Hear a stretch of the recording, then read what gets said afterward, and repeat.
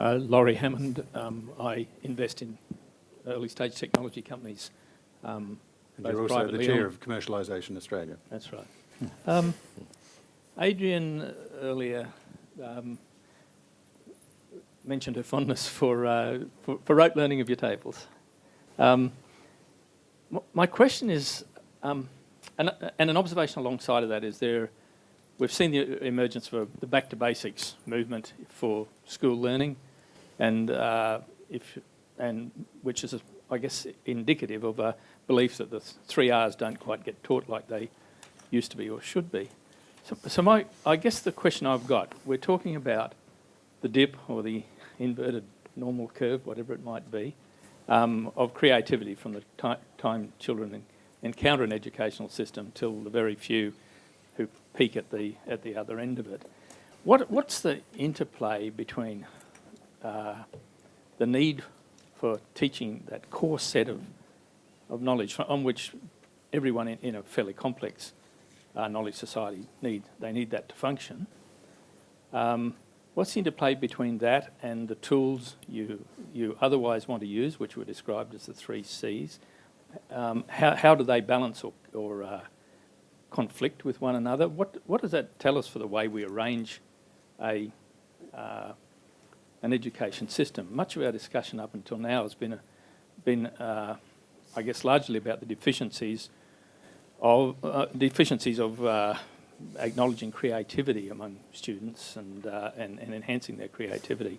But how do we cope with the fact we also need the 3 Rs and that there's a fundamental set of knowledge that everyone needs to just operate in a society like this? I'm interested in seeing how you could explore that.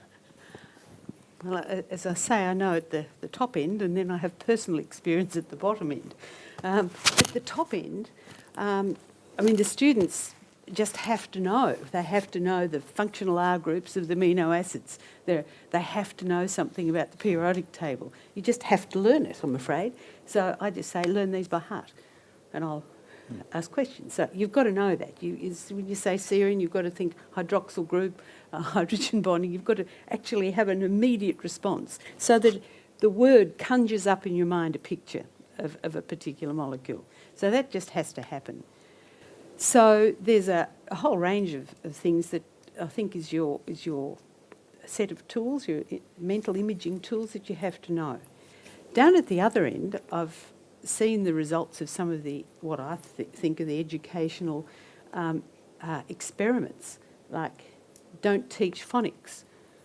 Then the children can't read. So my nephews, grandnephews and nieces come to me and they can't read, and their mother says, well, can you teach her to read? And I said, well, all right, we'll go and get a book. And I see they've got no idea because they've never been taught phonics. So after a couple of months of teaching phonics, they can read. And I also see the kids who don't know their tables. And, you try and explain if you buy something for $1 and you sell it for $1.10, you've made some money. But if they've got no concept of what makes up $1 or no concept of numbers, they haven't got any tools. So I say, and I'm probably very reactionary, I say they've got to learn their tables. And then the relationships between numbers will come. And I think this whole tradition of maths and arithmetic is so critical to the numeracy and functioning in our society. You can have your cake and eat it.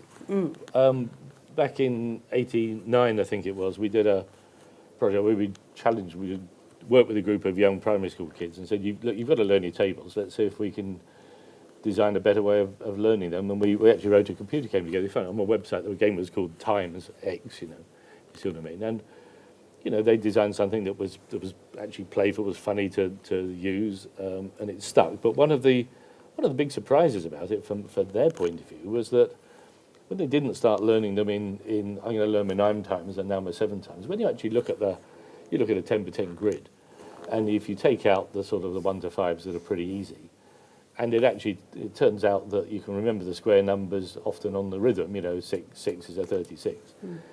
And, and of course, 3 7s are the same as 7 3s. when you actually look at the task, there are only really 9 tricky numbers in the whole table grid. And if you learn those 9, you're pretty much there, which was a complete revelation to them. So, you can find better ways of, the stuff you really do need to know. But clearly the way that we've taught some of that basic stuff has been pretty duff. So it matters, but surely we could do it better. So at this moment, we've got about 15 minutes left. So I'm going to ask for all questions and answers to really go down to a minute each. And I would like it to come back to the subject of the digital revolution that we've got as one of the core themes of this particular conference.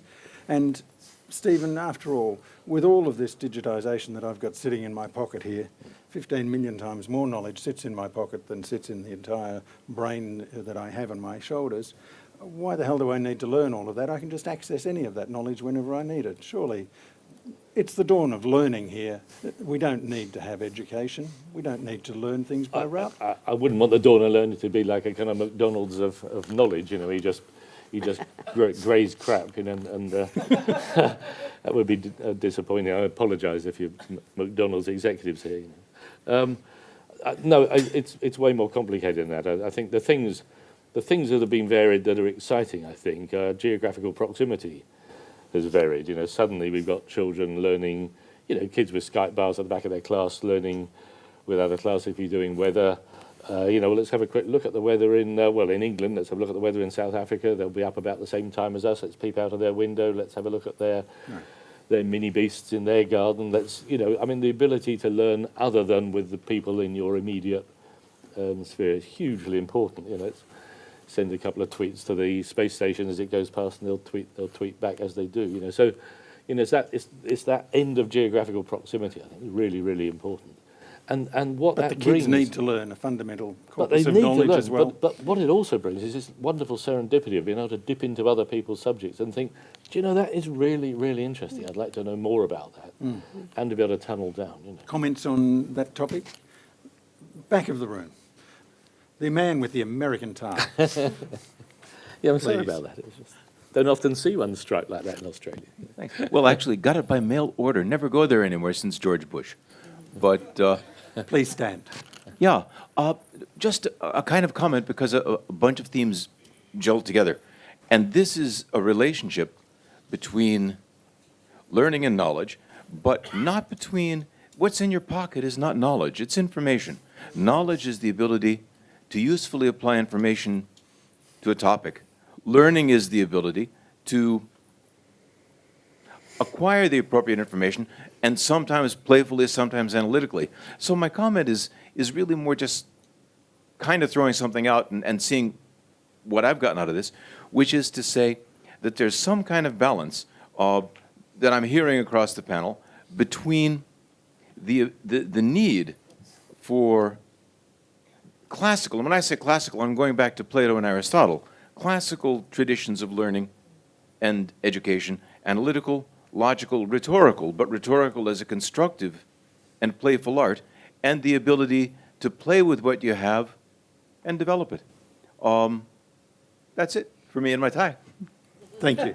Yeah, I would agree with that. Trained as an engineer, I certainly had a ton of core classes. I could have used a few more classes around creativity and something more interesting, I think. So in a balance, I would like more of that. And I would want to distinguish between the stuff that you need to know and the way we've traditionally tried to convey it, because the way we've traditionally tried to convey it has clearly deflected a huge number of children from it.